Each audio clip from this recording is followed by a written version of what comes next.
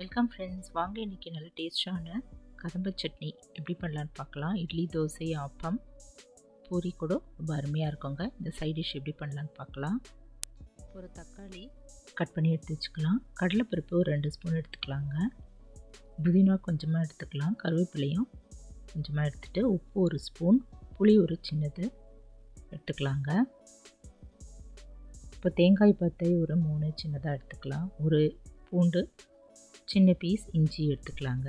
காஞ்ச மிளகாய், ஒரு பச்சை மிளகாய். இப்போ இதெல்லாம் நம்ம கடாயில் எண்ணெய் ஊற்றி நல்லா வதக்கிக்கலாம். அடுப்பில் ஒரு சின்ன கடாயை வச்சுட்டு 2 ஸ்பூன் எண்ணெய் ஊற்றிட்டு இந்த முதல்ல கடலைப்பருப்பு நல்லா செவக்க வறுத்துக்கலாம். அடுப்பு சிம்மிலே வச்சுட்டு நல்லா செவக்க வறுத்து எண்ணெய் வடியை விட்டுட்டு ஒரு பிளேட்டில் எடுத்து வச்சிடலாங்க. இப்போ பச்சை மிளகாய், வரமிளகாய் ரெண்டும் போட்டு வதக்கி எடுத்துக்கலாம்.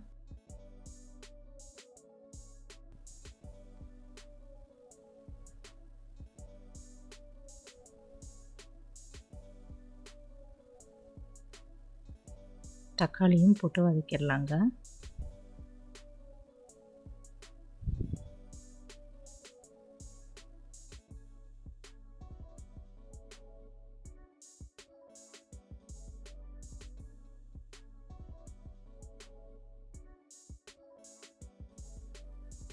இப்போது இஞ்சி பூண்டு அதையும் போட்டுடலாங்க. கூடவே கருவேப்பிலை, புதினா இதையும் போட்டு நல்லா வதக்கிக்கலாம்.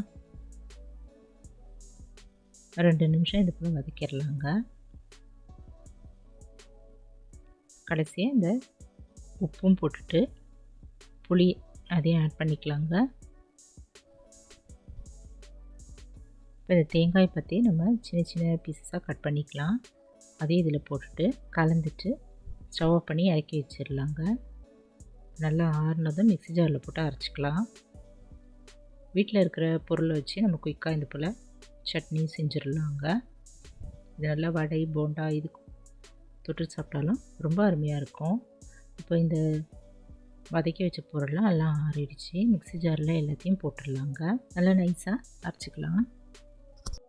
இது போல் நல்லா அரைச்சதை கிண்ணத்தில் எடுத்து வச்சிடலாம். இப்போ இதுக்கு தாளிச்சிடலாங்க. அடுப்பில் ஒரு தாளிக்கிற கரண்டி போட்டு எண்ணெய் ஊற்றிட்டு பெருங்காயம், கடுகு இதெல்லாம் போட்டு தாளிச்சிடலாம்.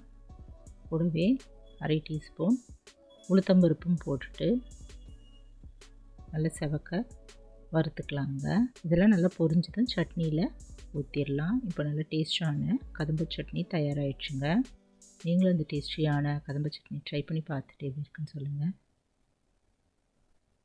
இந்த வீடியோ பிடிச்சதுன்னா என்னோடய சேனலான குக்கிங் வித் சித்ரா அன்பு சேனலை சப்ஸ்கிரைப் பண்ணிக்கோங்க.